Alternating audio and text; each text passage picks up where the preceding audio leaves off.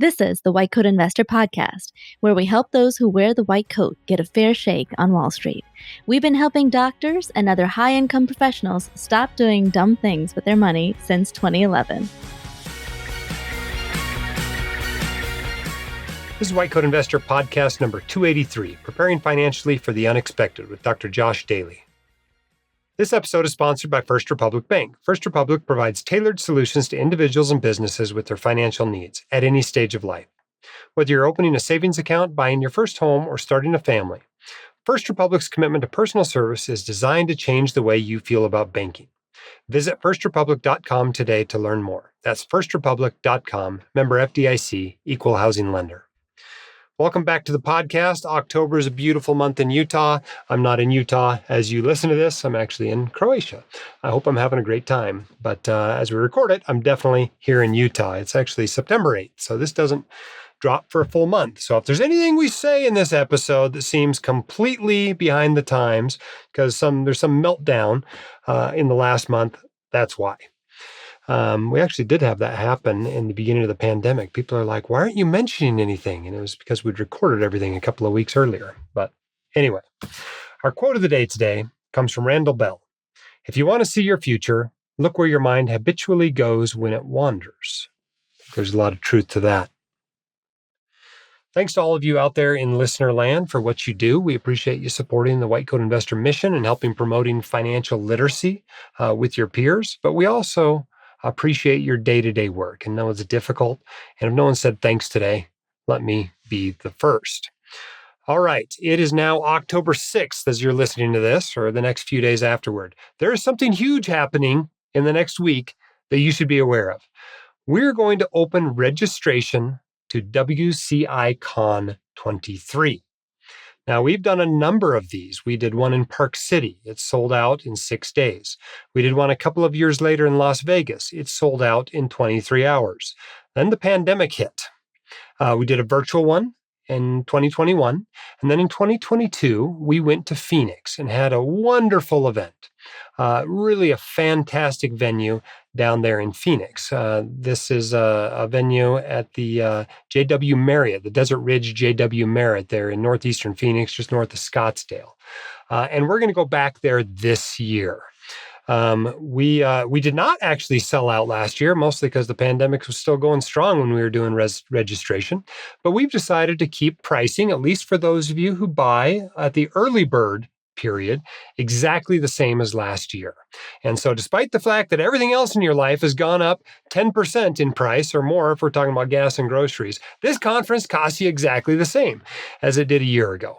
And so if you want to register for that, the time to do so, if you want to be sure you're able to come, is October 10th at 7 p.m. Mountain. Now, I don't know. Maybe this thing sells out in 12 minutes. I have no idea. It's great if it does. It's also great if it takes a while to sell out, because then you can buy all the way up until the conference starts. But for what I suspect is going to happen, I suspect that this year is probably going to sell out at least in person. And so the virtual option will still be available all the way through the conference. But if you want to come in person, I would suggest registering early. Not only do you get a much better price, but you're ensured that you're going to get to go. And the place to sign up for all this is at www.wcievents.com. And all the information about the conference is already up there. You can go check it out. You can even register to get a reminder to register when the conference registration opens on October 10th at 7 p.m. We've got lots of great options there. We're going to keep that premium option that we had last year that gives you premium seating. It gives you, you get to come to a special reception with all the speakers. You get a special item in your swag bag. It's really cool to do the premium thing. We have a limited number of those. But we also have the regular general admission. We're going to do a spouse or partner add-on as well. And this year is actually going to offer more. You're going to be able to come, or your spouse is going to be able to come to a couple of mornings of workshops, as well as go to all the keynote talks, and also come to all the meals, the lunches and stuff there. So a lot more of a robust spouse partner package there. So your spouse or partner gets to experience a couple of half days, attend all the lunches and wellness activities, and join everyone at the open reception. So they get the best parts of the conference for a dramatically lower price. And then they have free time on their own to network with other spouses or just enjoy some great rest and relaxation on the resort property.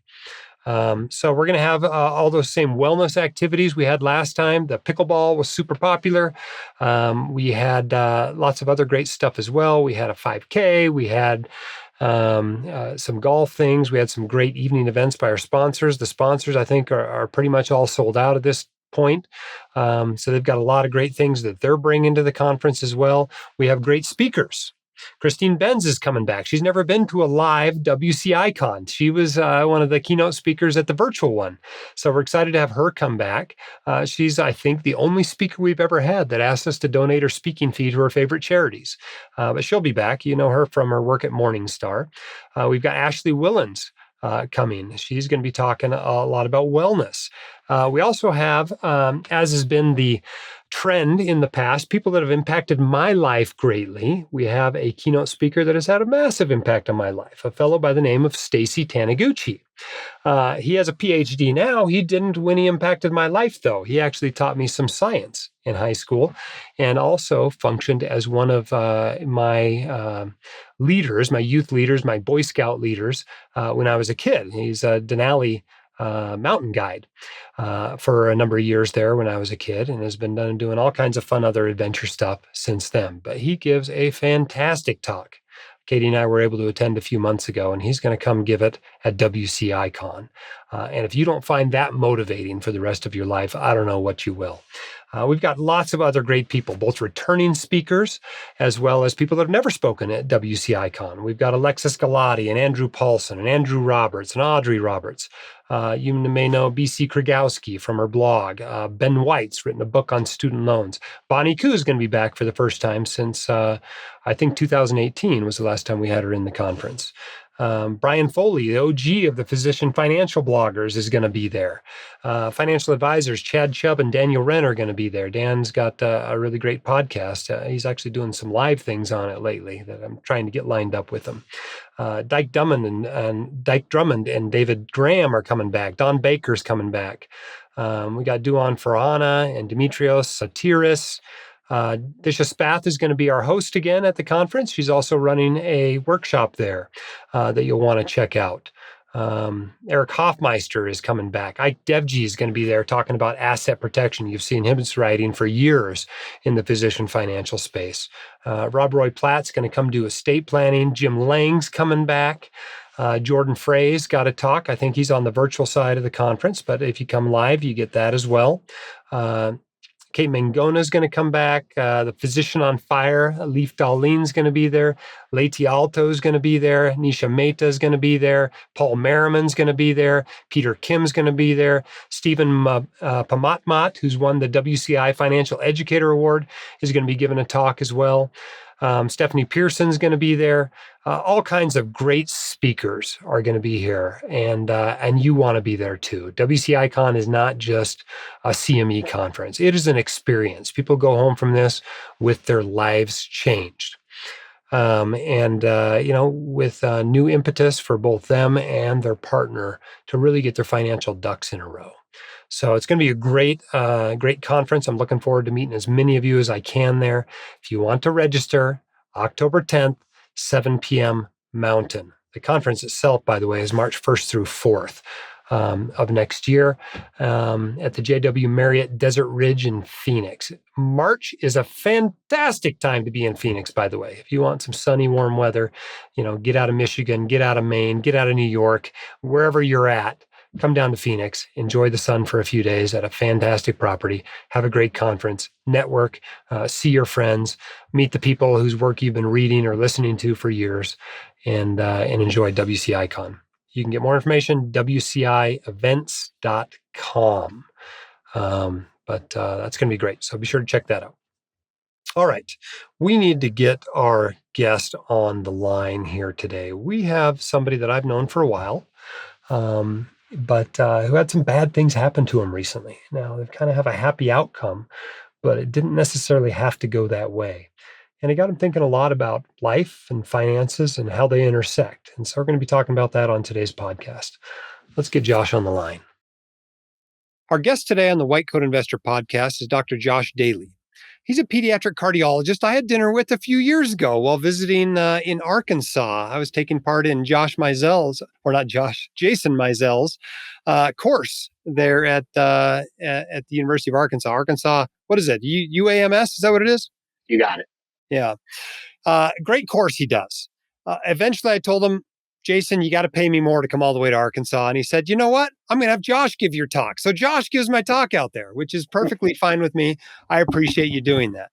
But Josh has had some interesting things happen to him since I had dinner with him a few years ago that we're going to talk about today on the episode. Before we get into that, though, let's start at the beginning so people can get to know you a little bit better. Tell us about your upbringing and what it taught you about money. Sure. So I grew up right here in Arkansas, middle-class family. My father was a pastor. We had plenty of money for food and clothes, but not a lot more beyond that. And from an early age, I learned the value of living within your means and limiting debt. We used the old envelope system. I remember we'd go to the bank once a month and had all our envelopes and used all cash, and we didn't buy anything we couldn't afford, and we didn't have any debt other than the mortgage. And I grew up very much in that atmosphere, and I'm a natural saver in addition to that. And that has served me well. What I didn't learn is anything about investing, anything about insurance. I didn't know what a mutual fund is, certainly didn't know what an index mutual fund is. And it wasn't until really fellowship that I kind of delved into that area, and then have jumped in since that point and have become very interested and read almost everything on the blog, and now give regular lectures to medical students and residents and fellows and other faculty members, and really enjoy the topic a lot. Yeah, all in, a true white coat investor. Yeah, you got it. Tell us a little bit about your education, training, and your career to this point. Sure. So I grew up in Arkansas, did undergraduate education with a degree in physics here, then did medical school here. Decided I wanted to be a pediatric cardiologist, so went to Cincinnati Children's for both residency and then fellowship, was there for 6 years, and then came back to Arkansas a little over 7 years ago. I'm in my 8th year as faculty since coming back. During that time, I also got a master's in education. I realized I really enjoy teaching and wanted to have formal training in that area. Since that point, I was initially the Associate Fellowship Program Director and now the Fellowship Program Director here at Arkansas Children's. And then I served as a diagnostic cardiologist, spent a lot of time in the echo lab, as well as doing general pediatric cardiology clinic and service and so forth. Let's get to the reason we brought you on the podcast today, Josh. It's not the happiest reason in the world, but last December, you developed a serious medical issue. Can you tell us about it? Sure. So at the time, I had a lot going on in my life. We had recently moved into a new home. I additionally had my 4th child, and at that time had 4 young kids, 2 under 2. So I had a lot going on. In the midst of all of that, I found that I was tired frequently. We'd get the kids down, and I would just feel like I needed to go to bed. Additionally, I gained some weight, which was frustrating, but I attributed it all to having a 4th child, being up a lot at night with the baby, and just a busy life. I finally saw my PCP late November, and we did some screening labs, and my testosterone level came back extremely low. The rest of my labs overall looked okay. At that point, the PCP wanted to start me on testosterone therapy and thought it was primary hypogonadism and didn't do an additional investigation. I did a lot of reading and talked to a friend of mine who happened to run basically a testosterone clinic, and he really encouraged me to do some additional investigation. So he sent some additional labs, and my FSH and LH came back very low, indicating it was a central process. At that point, I tried to get an outpatient MRI. It was in the midst of COVID. They were way backed up, and they were scheduling 2 months out for MRIs, which was somewhat frustrating. Meanwhile, I'd had 2 episodes of fairly intense headaches, one of which was in the context of a viral illness, so I attributed it to that, and the second was after a COVID booster. So, of course, I attributed to that. And then finally, one evening, I had the worst headache of my life. It kept me up throughout the night, and I was vomiting. And I was in med school. I know enough about the red flags. And so the next morning, I went to our local ED, called a friend of mine who's an ED doc. The resident got me back quickly, got the MRI ordered, I got a little bit of pushback, but eventually got the MRI later that afternoon and found out I had a brain tumor. And I had about a 2.5 by 3 centimeter mass in my 3rd ventricle that was extending from my pituitary into my hypothalamus and compressing my optic chiasm. So I was admitted to the neurosurgery team, had basically my whole body scanned, had a lumbar puncture. They sent all the tumor markers as well as a variety of labs. The radiologist and the neurosurgery team thought it was initially a germinoma, and we discussed proceeding with radiation therapy, which is apparently basically the way to treat that. But we decided to wait. I ended up being discharged from the hospital, and I basically called everybody I knew with expertise in this area. And luckily, I had multiple friends who are neuroradiologists, and they all looked at the scans and concluded that the original team had drawn the wrong conclusion. And this was not a germinoma. It was something called a craniopharyngioma, which maybe I learned about in med school, but I didn't remember. But I quickly read everything I could get my hands on about craniopharyngiomas. And while they're not cancerous, they're typically in a very high risk location. They're associated with a lot of morbidity.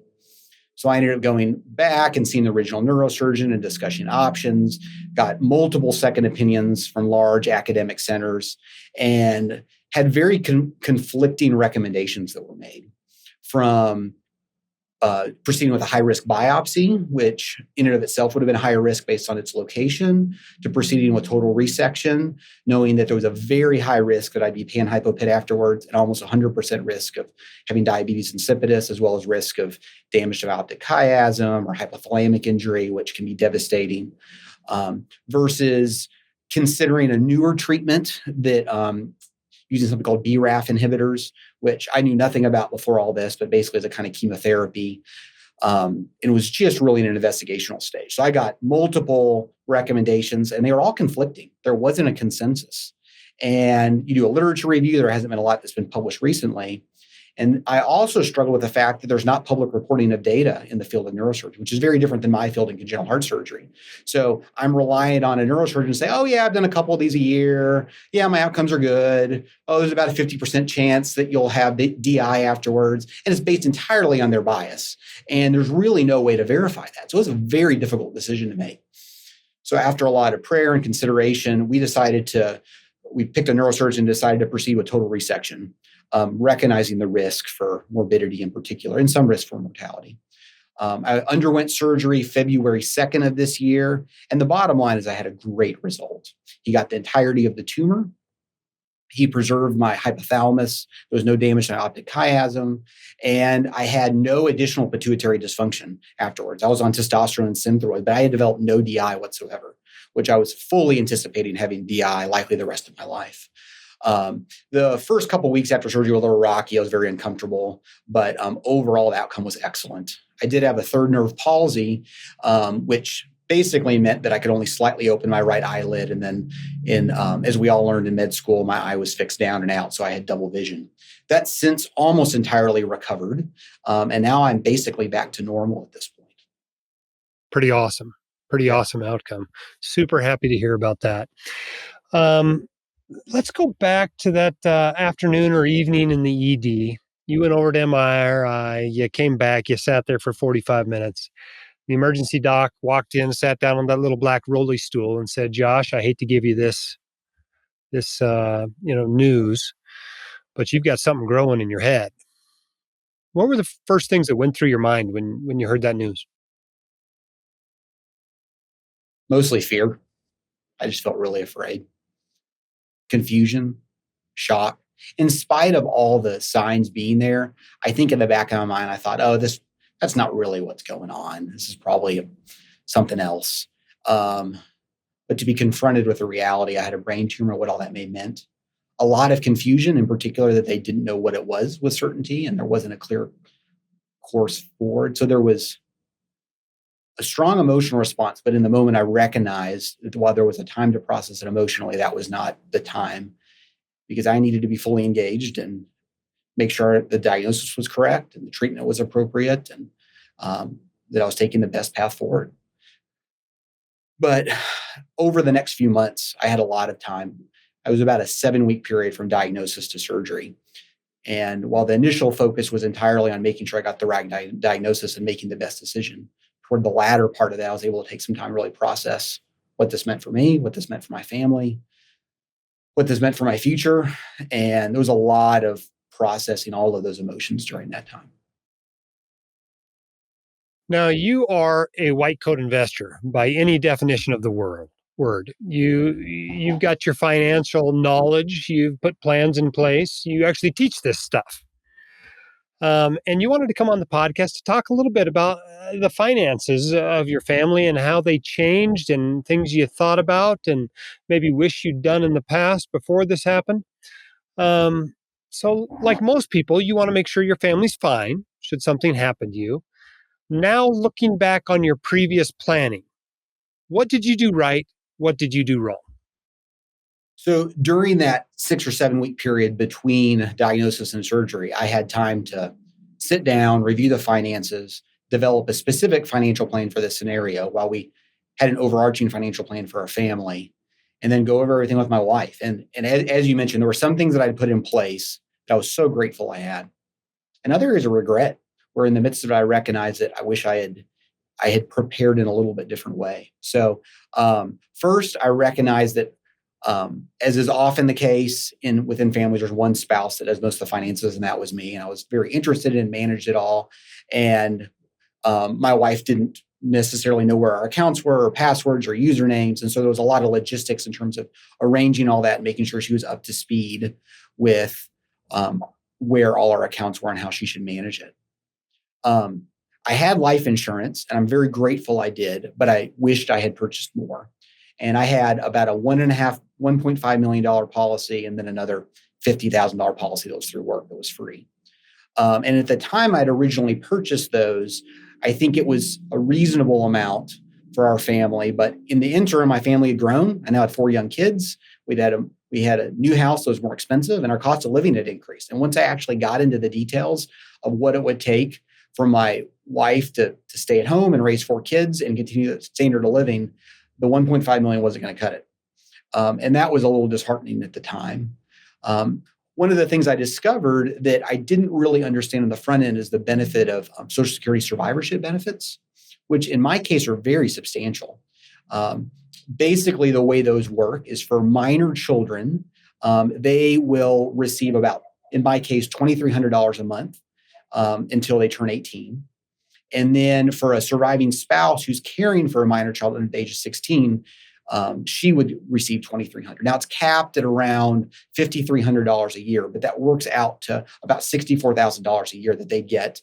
And in our case, because I had a brand new baby and had 4 kids at home, my wife would get almost the entirety of that for the next 16 years and some of it for the next 18 years. So that, when combined with my term life policy, would allow them to maintain a lot of the things we've done, although some adjustments would be necessary as well. So in addition to that, I reviewed I recognized that while purchasing term life insurance, I was primarily thinking in terms of replacing my income. There's a lot of other things my wife would have to replace if I died. One, she'd be a single parent. And while she does stay at home at the moment, I provided a lot of childcare and we parent together, and there would be costs associated with her getting help to do that. Secondly, I manage our finances entirely. And as you know, good financial advice is expensive. And so I had to arrange for experts to help my wife in the scenario in which I died to manage all that. And that comes with a cost.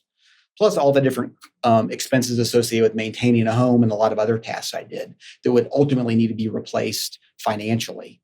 And so I need to replace more than just my income for her to maintain the same standard of living. And I hadn't thought through that well on the front end. I had a vague sense of it, but hadn't really done the numbers, especially recently. And in the midst of that, I did all of that, and we had to make a few cutbacks in the scenario in which I would die. But ultimately, they could keep the home and keep our school the same way we planned on doing it for our kids, and keep a lot of things in place, but cut back in a few other areas. And I wish I had enough that I could have just said, you don't need to worry about this. Keep all this the same. You're going to have more than enough. But that wasn't the case, unfortunately. How much do you wish you had when you finally ran the numbers after your diagnosis? Do you wish, you had 1.5 million. Do you wish you had 2, 3, 5? What do you wish you had?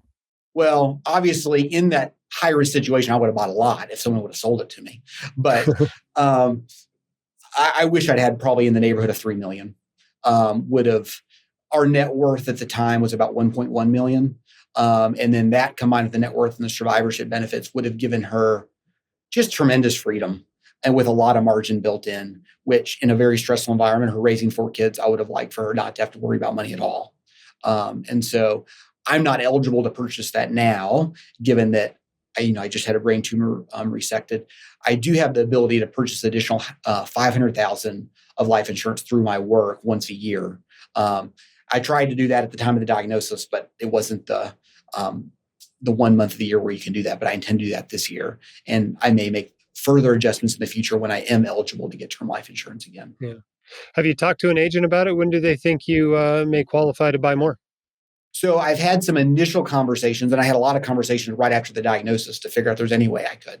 And basically, there wasn't a clear path forward at that time. And you may have more expertise in this than I did. What I was told is each policy has a little bit different criteria, but certainly not in the first year after a resection. There's no way I'd qualify with any reasonable positive health status. Yeah, 5 years is what I've heard thrown around in the past. But that's again, I'm not an agent. This is something I'd take to an agent and have them shop you around informally and ask, because one company it may be 1 year, another company might be 3, and another one might be 5. It's highly variable.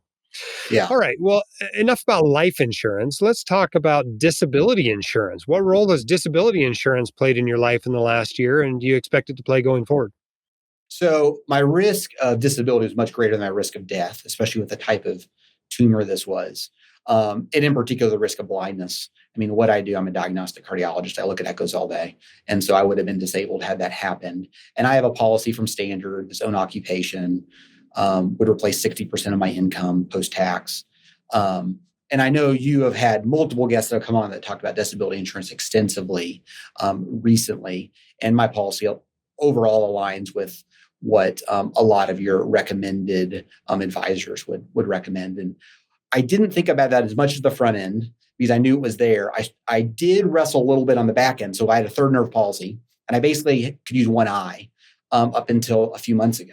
And binocular vision is probably important to what I do, but I could probably do it with one eye. So I did some research informally, and I got into seeing an ophthalmologist as quickly as I could, not because I was hopeful that they'd recommend that I do something different. I mean, I know the literature, you give it time to recover, but I wanted it clearly documented how pronounced my third nerve palsy was, and then it was right after surgery with a clear start date. And I wanted all that clearly in my medical chart.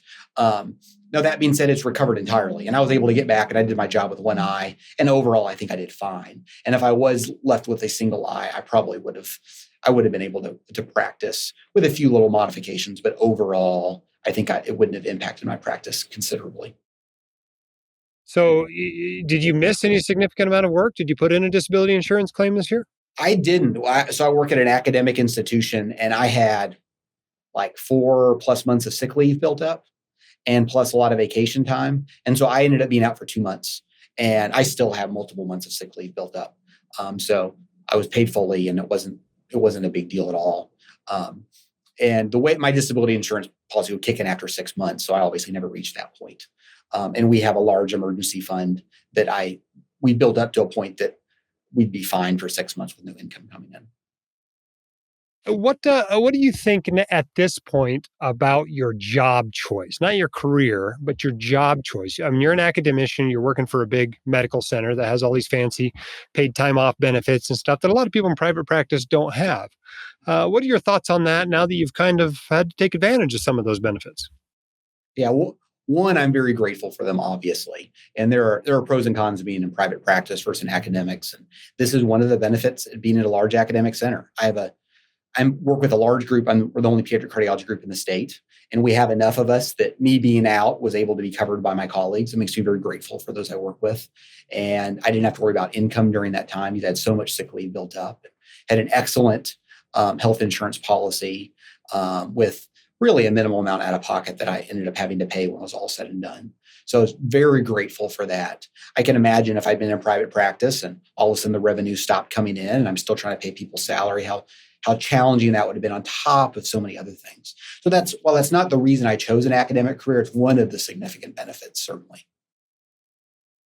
Now, you talked a little bit earlier about Social Security survival benefits, and you learned a lot about this in the process, especially when you realized maybe you're a little underinsured with the term life insurance. Tell us how those are calculated and what you had to do to qualify for those. Yeah, so anyone can actually log into the Social Security website and see exactly what their benefits will be. And basically, if you paid at least 10 years worth in Social Security, then your children are eligible for survivorship benefits. And if you're young enough, it can even be less than that, the way they do the calculation. Um, and it's far more significant than I understood. And while I don't understand the entirety of the calculation, I know exactly what my numbers would be, which is far more applicable, obviously, in my situation. And I mean, basically 64,000 a year for the next 16 years for my wife, on top of the term life insurance, would make her maintaining our standard of living so much more doable. And it was an unexpected blessing in the midst of a difficult time once I realized how much she'd end up getting. And your calculation, you came up with, what would you say, 64,000 a year? Yes, basically for the next 16 years, and then it would drop a little bit for 2 more years and a little bit more for a couple of years. Because minors get it if they're under 18, and then my wife would get if she's taking care of one of my children under 16, and it So, caps out at about 5,300 a year. so as I'm talking to you, I'm logging into the Social Security Yeah. website because I'm curious what mine is. I know I did a post on this a few years ago, but I'm very curious. This isn't hard to do. If you have your Social Security login, if you don't, you Hmm. should get that. But you get a statement every year. And if you go in there, you log in, they send you a text because it's got two-factor authentication. And the first line in my Social Security is your most recent statement. So I click on it. I click on the link, your Social Security statement, and it pops up. And I look at this and it says retirement benefits. It says if I retire at 70, I'll get 4,200 a year, assuming I work the same from now until I retire.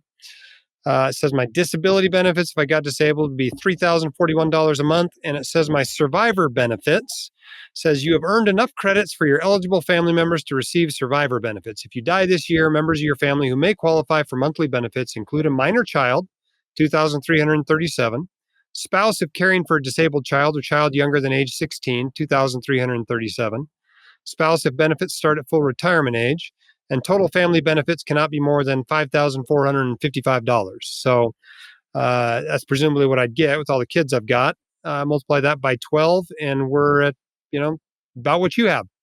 I think it's about 65,000. Yeah, you got it. So it's not insignificant. I mean, to get that from a portfolio, we're talking about $1.5 million portfolio to generate that sort of a withdrawal rate at a 4% withdrawal. So, in some respects, that's more valuable than your nest egg was at the time. Yeah, it was. Yeah, definitely Yeah, than my term life insurance policy. yeah, yeah, for sure. Okay, all right.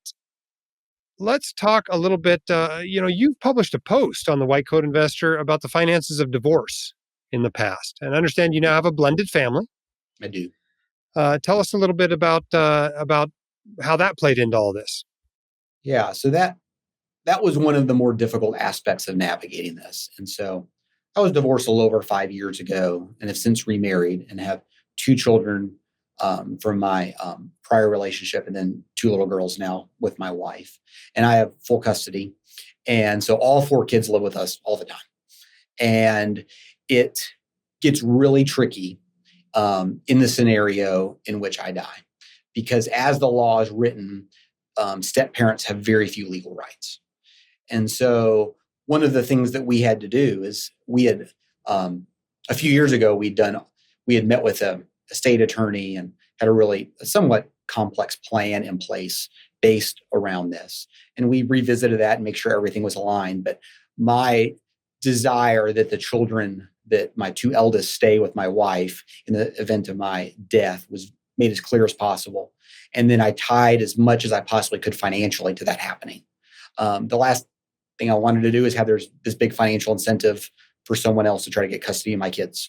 And so we structured things in a way that would minimize the likelihood of that happening and made it as clear as possible what we wanted to have happen. But it was difficult. I still vividly remember that first night in the hospital when I was diagnosed. I was there by myself, and my wife was at home with her kids. She came and saw me, went back home, told her kids some of it. And then my eldest, who at the time was 10, wanted to FaceTime me. His first question is, "Dad, are you going to die?" We talked about that for a little bit. And then his next question is, "Dad, what's going to happen to me if I die, if you die? And am I going to still am I going to still live in our house? Am I still going to be part of our family?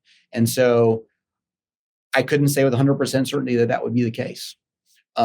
We did everything we could to increase the likelihood that that would happen. And obviously I didn't die and I'm still here, and that's not an issue at the moment, but it gets really tricky.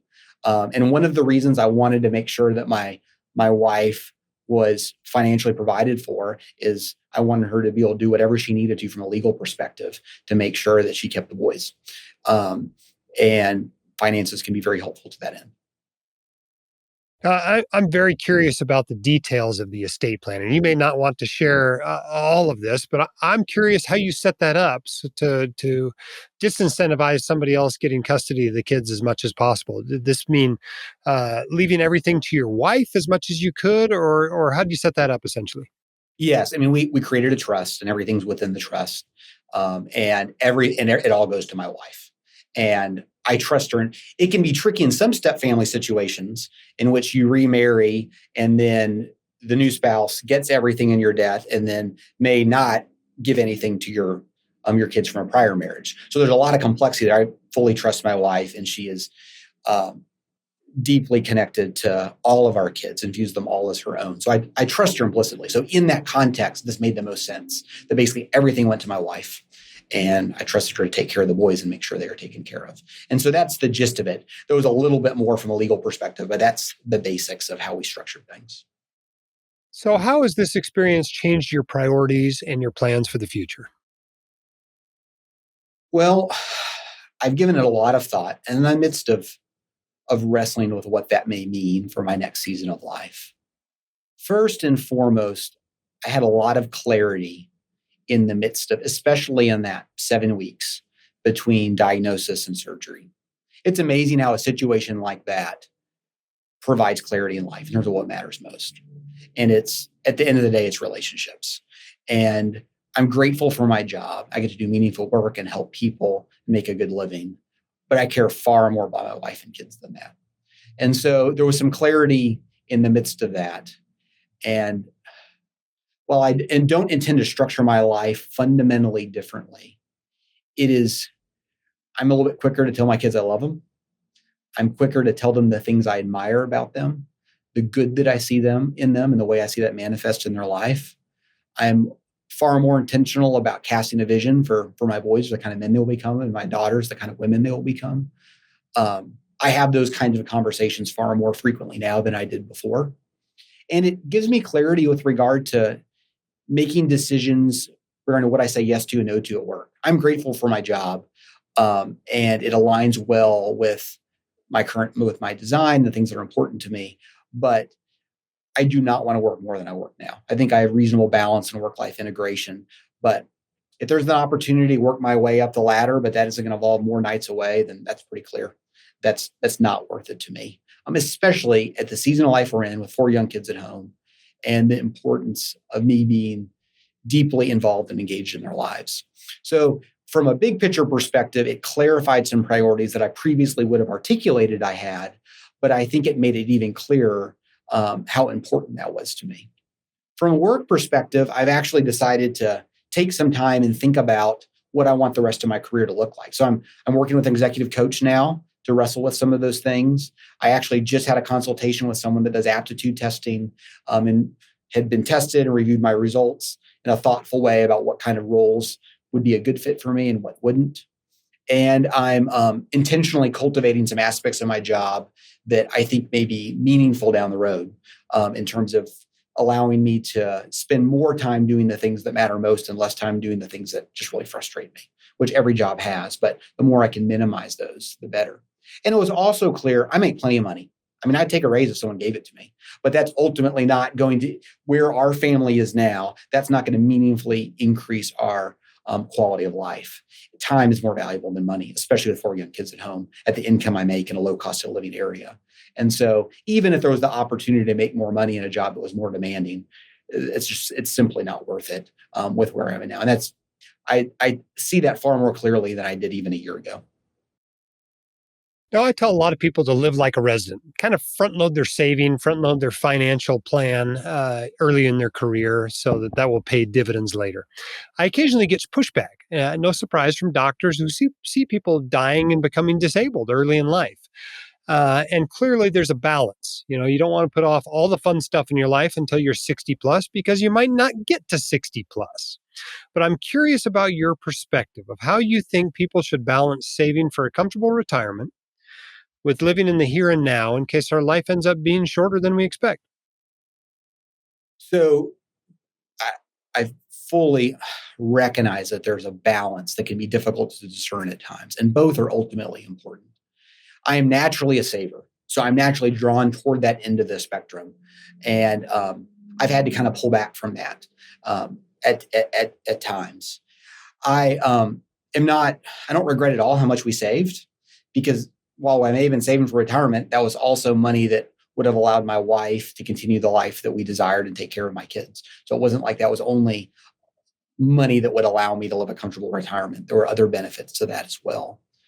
As I think about striking that balance, it's not so much do I spend a lot of money now or save a lot. Those are obviously at different ends of the extreme. There's a spectrum, and you can kind of discern where you live.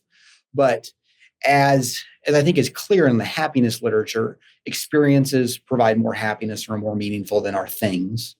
And I'm a little bit more apt to spend money on experiences, especially experiences that cultivate meaningful relationships in my life. But driving a nice car, I don't really care about and isn't that important. And then, it'd be fun to drive a nicer car for a couple months, and then my happiness level would adjust, and I'd be just as happy as I would before, and probably even more frustrated with one of my kids, scratched their name in the side of it with a rock, those kind of things that we all experience with our kids. So I would discourage new physicians from spending a lot of money on luxury items, but I would encourage them to thoughtfully prioritize the money they spend on things that will cultivate the relationships that are most meaningful to them.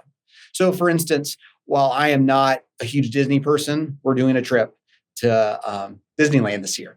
And that's something that's important to my wife and my kids. And that's something we made a priority. And it's painful for me to see how much it is. And I actually have followed some of your advice, and my wife is just paying for it. And I know big picture about how much it'll cost, but I'm not the one actually, paying for it with a credit card. So we're going to be fine. But I know how painful that would be for me to actually be the one paying for every ticket and the hotel and the airline and all of those kinds of things.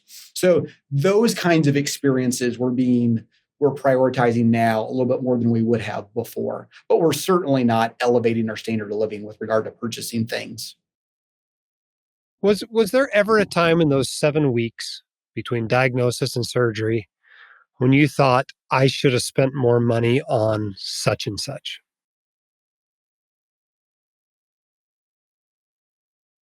Term life insurance. That's the one thing that I thought I wish I'd spent more money on. I'm not sure that there was anything else. There were relationships that I wished I had prioritized more. And some of prioritizing relationships can be associated with spending money in terms of traveling and seeing my brother or my sister who live other places, or doing a trip with my dad, doing a fishing trip with him, or things like that. So maybe a few things like that. But beyond that, I don't know that there's anything else that I wished I'd purchased or spent money on. All right, our time is getting short, but what have we not talked about that the 30 or 40,000 people that are going to listen to this episode ought to know? So as I thought about my experience, and really my desire in sharing my story with you is not so much that we get into all the details of Social Security and term life. Well, I think that's beneficial. But rather, my hope is that in sharing my story, you could put yourself in my shoes and recognize that you may be in great health, life may be going well, but the unexpected certainly can happen. It happened to me, and it happens to our colleagues every single year. And that in doing that you'd be motivated to really think in a thoughtful way about your life and about your future. That first and foremost, that you would prepare for the unexpected from a financial perspective, but also that you would take stock in your life and the things that are most important to you and how you're living your life to this day.